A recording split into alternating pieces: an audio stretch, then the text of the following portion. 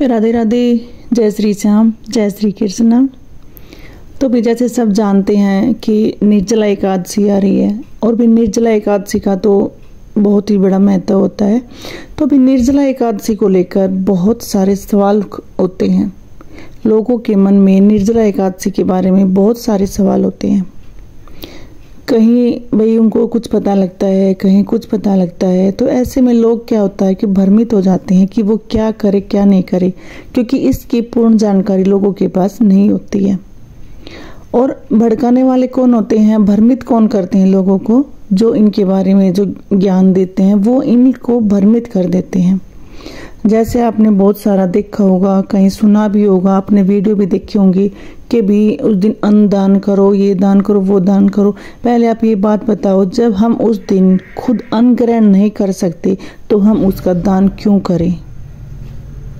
और हमें कोई भी व्रत रखना है, कुछ भी हमें कोई भी ऐसी कोई विधि करनी है, कोई पूजा पाठ करना है, तो आप भ्रमित होने की बजाय बल्कि खुद शास्त्र या जो पुराण है उनमें इस बारे में आप उनके पाठ पढ़ोगे या उनके पाठ आप सुनोगे। भाई अब तो इंटरनेट का बहुत, सोशल मीडिया का माध्यम ऐसा है कि इससे आप सब कुछ जानकारी ले सकते हो। अगर हम उस पाठ का अध्ययन करेंगे, हम उस शास्त्रों के माध्यम से इस बारे में जानना चाहेंगे कि भी निर्जला एकादशी पर हमें क्या करना चाहिए, क्या नहीं करना चाहिए, तो आपको किसी से पूछने की जरूरत नहीं पड़ेगी और आप भ्रमित नहीं होगी।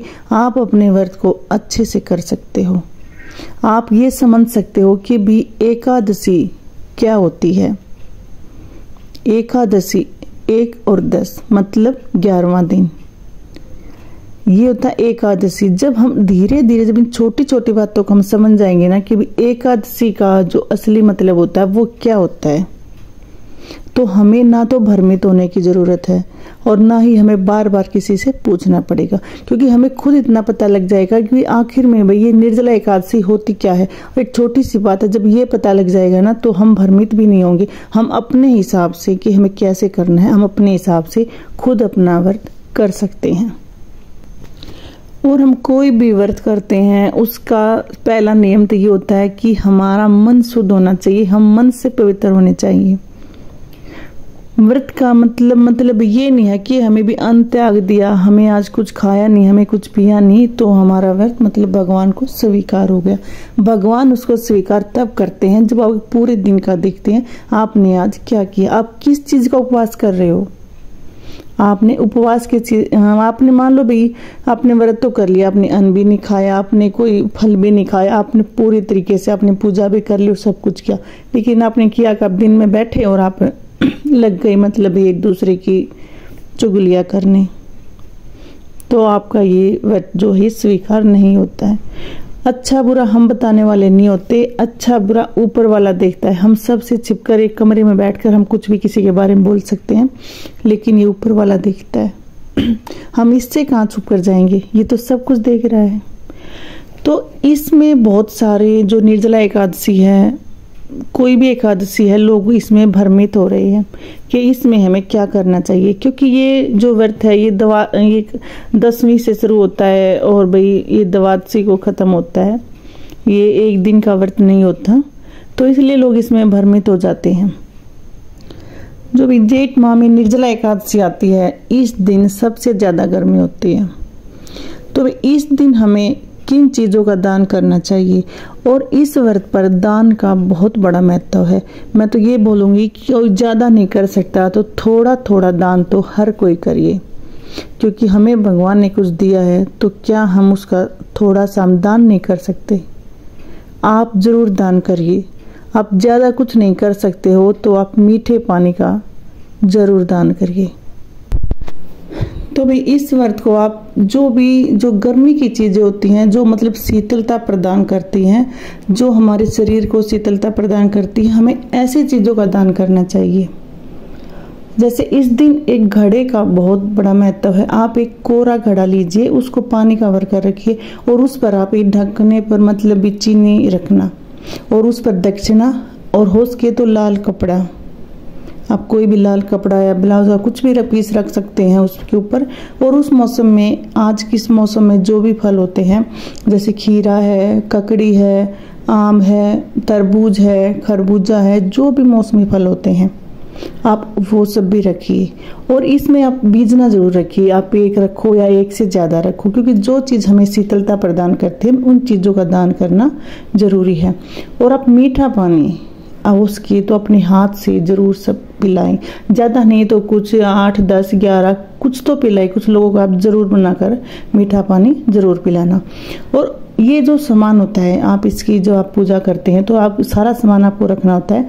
और आप इन चीज़ों का दान या तो किसी ज़रूरतमंद को दे दो, जिसको भी इसकी ज़रूरत है आप उसको दे सकते हो, या आप कथा करने के बाद जब आपकी भी जोत जब शांत हो जाती है तो उसके बाद आप इसको पंडित को दे सकते हो। कथा करने के बाद आप इसको पंडित को दान कर सकते हो। और याद रखिए इसमें दक्षिणा जरूर रखना है आपको, जितनी आपकी श्रद्धा आप दक्षिणा उस हिसाब से जरूर रखिए। तो इसलिए आप मटके का जो कोरा मटका होता है उसका दान करिए, चीनी का दान करिए, जो फल होते हैं उन फल का दान करिए, आप वस्त्र दान करिए, आप बिस्तर भी दान कर सकते हैं, आप छाता भी दान कर सकते हैं, आप किसी को जूते चप्पल भी दान, जो जरूरतमंद है उसको जूते चप्पल भी दान कर सकते हैं। आप इन चीज़ों का दान इस दिन कर सकते हैं। आप गोदान जरूर करिए, उस दिन आप गौ को मतलब गौ को चारा दान जरूर करिए। कुछ भी आप जाइए और अपने हाथ से जरूर कुछ खिला कर आइए, बहुत बड़ा लाभ मिलता है, बहुत बड़ा पुण्य का काम है।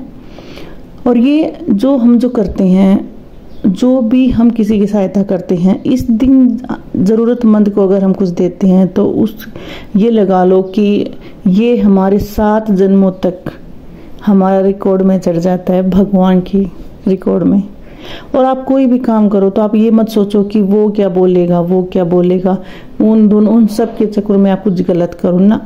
आप ये देखो भगवान के जो रजिस्टर है उसमें आपका रिकॉर्ड कैसा चढ़ेगा, उसके रिकॉर्ड को आप सही करिए। नीचे वाले जो पब्लिक है, समाज है, उसके रिकॉर्ड की चिंता मत करिए आप। और लोगों से भ्रमित होना छोड़ दो आप कि भी हम कैसे व्रत करेंगे, कैसे नहीं करेंगे। और एक भ्रम और भी है कि भी मासिक धर्म में क्या औरतें एकादशी का व्रत कर सकती हैं या नहीं। तो भी ये अगर मैं इसी वीडियो में आपको ये सब बातें बताऊंगी तो वीडियो बहुत लंबा हो जाएगा।